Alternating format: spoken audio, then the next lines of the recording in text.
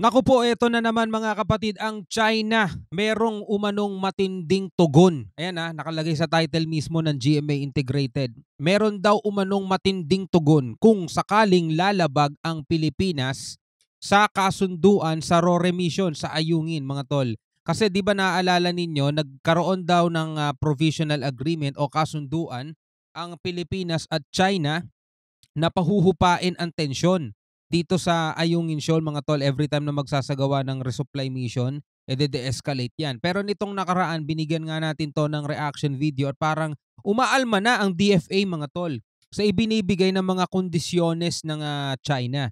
Dahil ang gusto nga nila mga tol, magpaalam daw muna sa kanila, 'di ba? Bago magsagawa ng resupply at kailangan meron daw on-site verification doon sa mismong mga gagamiting bangka na resupply boat.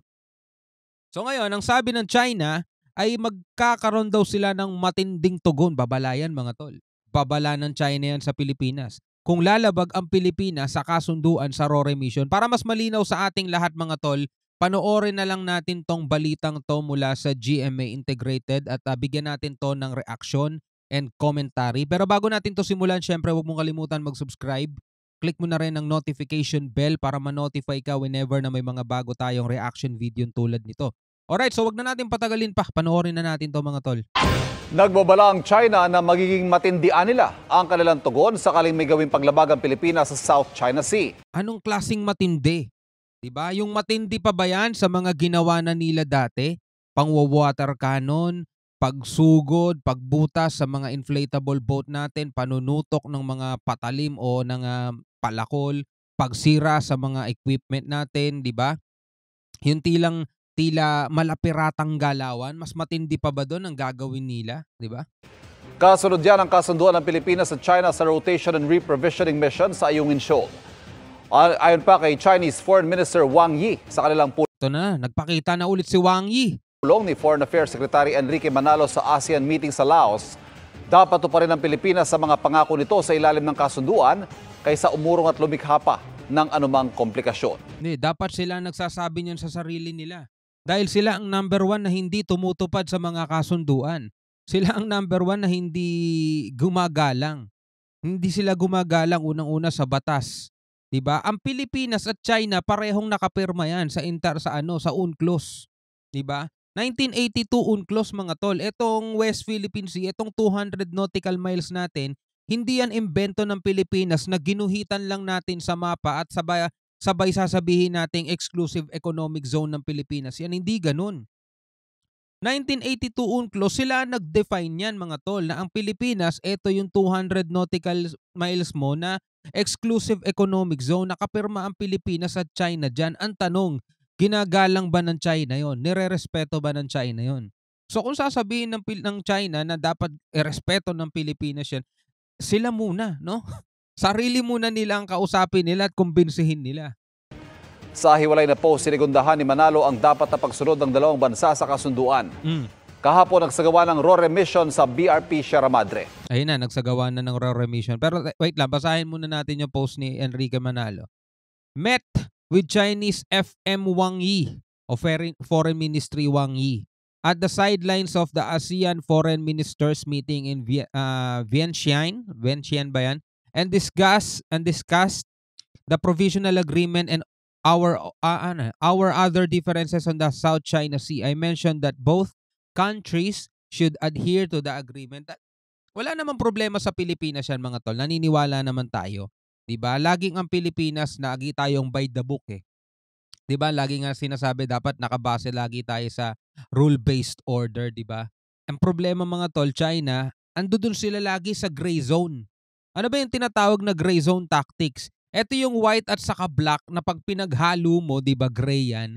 Wala sila doon sa kapayapaan at wala rin naman sila doon sa gera, 'di ba? Doon sila sa gitna mga tol na hindi mo pwedeng sabihin payapa sila at hindi mo rin pwedeng sabihin nagsisimula na sila ng gera. Yun ang taktika nila lagi. Sa gray zone sila mga tol, 'di ba? Sila ang laging nandoon eh. Kaya nga etong nakaraan mga tol, buti nga sabi ng AFP natin, sasabayan na natin sila ngayon, 'di ba? Kung gagamit sila ng palakol, kung haharapan nila tayo ng palakol, hanggang do'n lang din tayo, hindi tayo hihigit. Ibig sabihin makikipagtapatan tayo ng palakol talaga sa kanila mga tol. Pero eto na, ang China mga tol may babala. Meron daw silang magiging matinding tugon mga tol. O anong klaseng tugon yun? Bansa sa kasunduan. Kahapon nagsagawa ng RORE mission sa BRP Sierra Madre. Kasunod yan, inilabas ng China ang pahayag na ang kasunduan sa pagitan ng China at Pilipinas ay nakabase sa kanila'y 3-point principled position ng China. Ano yun? Nasabihan din umano sila na magkakaroon ng resupply bago ito isagawa kahapon. Yan na yung sinasabi.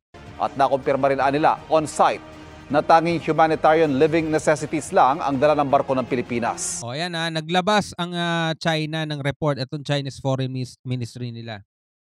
China had been notified, ibig sabihin nagpaalam daw ang Pilipinas sa kanila. Oy!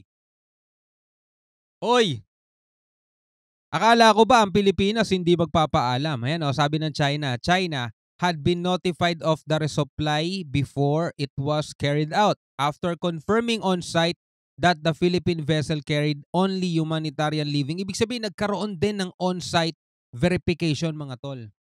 'Di ba? Ang tanong, yan ba ay aaminin ng ating kinauukulan o itatanggi nila? Let's see mga kapatid. Ang DFA ikinalungkot ang naging pahayag ng Chinese Foreign Ministry at tinawag na pag-mischaracterize nila sa naging RORE. Dagdag pa ni PCG spokesperson for the West Philippine Sea, Commodore J. Tariela, hindi humingi at hindi manghihingi ng permiso ang Pilipinas sa China para sa RORE. Ayan na. So sino ngayon ang nagsasabi ng totoo mga tol? Eto sinabi ng China. Ang Pilipinas daw ay nagpaalam sa kanila at pagkatapos daw ng on-site verification o pagkumpirma na puro humanitarian necessities lang ang dala, pinayagan na nila ngayon ng RORE mission. Ito naman ang sabi ng spokesperson ng PCG. Ang Pilipinas daw ay hindi nanghingi.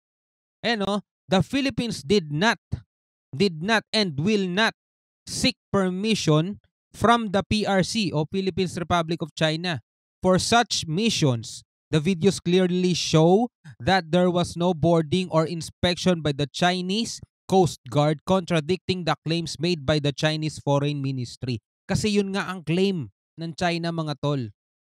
'Di ba? So yan ay nililinaw ng Pilipinas mga tol para sa mga Pilipino Yung pahayag na ganyan ni Commodore J. Tariela, hindi para sa China yan, para sa mga Pilipino yan. Kasi 'di ba pinaninindigan nila at sinasabi nilang no. Hindi tayo manghihingi ng permiso kasi pag nanghingi tayo ng permiso sa kanila, parang sinasabi na lang din natin na oo, kanila yan. Kaya tayo nagpapaalam, 'di ba? Pagtanggap ng pagkatalo na 'yon.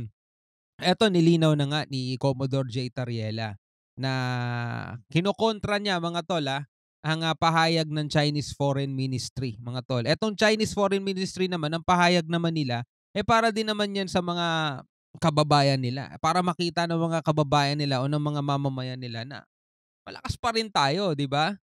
Hawak natin ng West Philippine Sea. Wala rin anyang boarding at inspection ng China Coast Guard na nangyari, taliwas sa kanilang sinasabi. Dito na, nagpapaangasan na sila mga tol. Mga kapuso. Ito, panoorin natin mga tol. Unang resupply mission sa Ayungin Shoal kasunod ng kasunduan ng China naging matagumpay naman. Dahil nga doon sa claim ng China na nagpaalam daw sa kanila ang Pilipinas at pumayag ang Pilipinas na magkaroon ng on-site verification. Meaning, yung China Coast Guard nila sasampa doon sa mga bangka ng Pilipinas at i-check isa-isa kung ano yung daladala natin. Kapag nakita nilang ito ay humanitarian necessities, pagkain at tubig o kung ano pang personal hygiene ang dala niyan mga tol, saka lang nila papayagan. Yun ang claim ng Chinese Foreign Minister na itinatanggi naman ng ating Coast Guard. Wala daw nangyaring pagpapaalam o on-site verification dahil hindi natin kailangan magpaalam sa kanila mga tol at yan ay pinaninindigan natin. Pero gayon pa man, ang mahalaga mga tol, naging matagumpay ang resupply mission natin nang walang nangyayaring kaguluhan o tensyon. Panoorin natin to. Mapayapang na isagawa ng Pilipinas ang unang resupply mission sa Ayungin Shoal sa ilalim ng bagong kasunduan sa China. Isang civilian vessel na binuntutan ng barko ng Philippine Coast Guard ang ginamit sa misyon. Wala namang nangyaring gulo ayon sa ating Department of Foreign Affairs. Noong isang linggo, inanunsyo ng gobyerno ng Pilipinas at China ang isang provisional agreement para maiwasang maulit ang tensyon sa Ayungin Shoal. Sa mga resupply mission ng Pilipinas, hinahatiran ng pagkain ang mga sundalong nagbabantay sa nakasadsad na BRP Sierra Madre sa Ayungin Shoal na nasa loob ng ating exclusive economic zone. Makailang beses itong nauwi sa tensyon dahil sa pangaharas ng China Coast Guard. Ayan mga tol. Buti naman walang nangyaring kahit na mga tensyon, banggaan, habulan, bombahan ng water cannon mga tol. Buti walang nangyaring ganon. Ngayon, ang lumalabas na dahilan mga tol, ayon sa sinasabi ng Chinese Foreign Ministry, dahil daw nagpaalam ang Pilipinas, which is itinatanggi naman ng Coast Guard natin mga tol. So kanino ka maniniwala ngayon doon? Kasi kung totoong nagpaalam ang Pilipinas mga tol, na nakakababa ng yan. Ayaw natin ng gulo, pero syempre, parang pagpapakita ng pagsuko natin yan kung sakasakaling ganon ang ginawa ng Coast Guard. Pero nilinaw naman yan ng Coast Guard mga tol at ibinalik nila yung muntikan ng mawalang moral natin mga tol. Hindi magpapaalam ang Pilipinas at hindi natin kailangan magpaalam sa kanila. Kaya nga sabi ni Commodore J. Tariela, did not and will not seek any permission mga tol. Now, ikaw bilang isang Pilipino, ano ang masasabi mo rito? Comment ka na lang sa ibaba. Hanggang sa muli, ako nga pala si Shobal D. Peace out.